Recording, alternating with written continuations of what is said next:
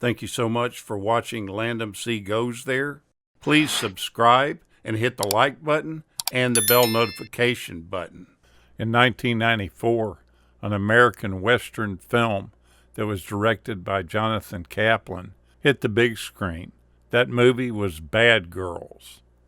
It stars Madeline Stowe, Mary Stuart Masterson, Andy McDowell, and Drew Barrymore. It was basically conceived as a feminist Western and a low-budget independent film until producer Albert Ruddy and Andre Morgan brought in 20th Century Fox. The involvement of a major studio substantially increased the film's budget and completely changed the casting. It made it to where you needed big-name actresses to fill the roles. Principal photography started in July of 1993 in Sonora, California, and it opened in theaters in North America on April 22, 1994. It received largely negative reviews and was a complete box office failure. The critics were harsh on this film, and I don't understand it. I think it's a really good movie to watch, and it's one of those films where you seem to like every character in it. The storyline goes that when saloon prostitute Cody Zamora intervenes to save her friend Anita from an abusive client by taking his life, she faces a death sentence. She's about to be hung. Nevertheless, Anita, along with their companions Eileen and Lily, orchestrate a daring escape for Cody, and the four women flee towards Texas, closely pursued by Graves and O'Brady, two Pinkerton detectives assigned to capture them. After Cody withdraws her savings from a bank in Texas, the women believe that they can finally begin anew in Oregon. However, Cody's former partner, Kid Jarrett, seizes her money during a bank heist that's executed by his gang, prompting the four women to embark on a mission to reclaim the stolen funds. All the while, the Pinkertons remain in hot pursuit of them. Tamara Davis was the original director of the project, and the original script was written by Yolandi Finch and Davis's close friend Becky Johnston. They all envisioned it as an artsy film that would foreground the political themes of the Western. Davis lobbied for New Line Cinema to make the film with her as director, and the budget finally was set at $6 million. Then the project got dropped and was completely abandoned until 20th Century Fox agreed to finance it. They then assigned producers Albert Ruddy and Andre Morgan to be in charge of it. It then turned into a high-profile production with name actresses to star in it, and that shot the budget upward to about $17 million.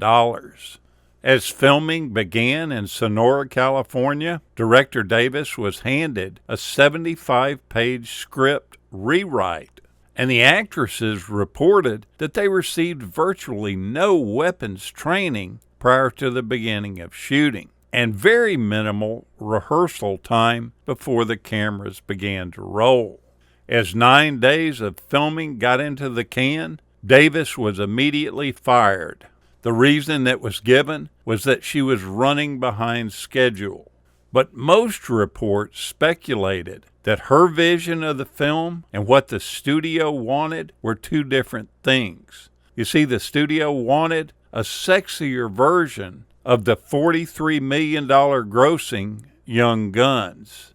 All the actresses on the set were extremely mad about this firing of Davis. They claimed that she really didn't have anything to work with, and that no director would be able to do what they wanted with what she was given.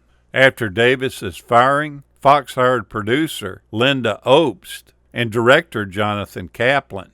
Now the budget soared to $20 million. They immediately shut down production for 3 weeks and rewrote the script quite a bit to make it more action-oriented And during this time, the principal cast attended cowboy camp, which was supervised by the stunt coordinator, Walter Scott. I tell you, you watch these girls handle a pistol or a rifle and watch them ride a pony, they do it like they've been doing it all their lives. The original cut of the film had a few frames of nudity in it, but it never appeared in the theatrical release. You see the girl skinny dipping in a pond and Drew Barrymore taking her top off, but it's all done without any nudity in it. All these backstage reshuffles and rewrites led Barrymore to label this experience of working on the film as the pits. She hated it, but I think her opinion on it has completely changed now. She had a cast reunion not too long ago on her talk show, and it seemed like nothing but fond memories was brought up. During the production chaos that went on, you'll see Drew Barrymore wearing many hats because she tried a bunch of them in different scenes, and she just didn't like the way they looked and didn't like the way they fit on her. Just when she had finally gotten used to one type of hat, she found out that the script had been rewritten, so now she had to wear a different hat. The set that was used for Kid Jarrett's hideout was built for Alamo, The Price of Freedom, in 1988. The town is on location in Alamo Village in Brackettville, Texas, the site of John Wayne's famous Alamo movie from 1960. Now, I think Drew Barrymore stands out more than any other character in the film, and she does an excellent job portraying her character. She first achieved notoriety as a child actress with her breakout role in E.T. Following her highly publicized childhood that was marked by drug and alcohol abuse, she finally came out the other side and turned into a fantastic actress and a great person as well. But one of the things that she made headlines for was in 1995 when she was on the David Letterman show. It happened to be David's birthday.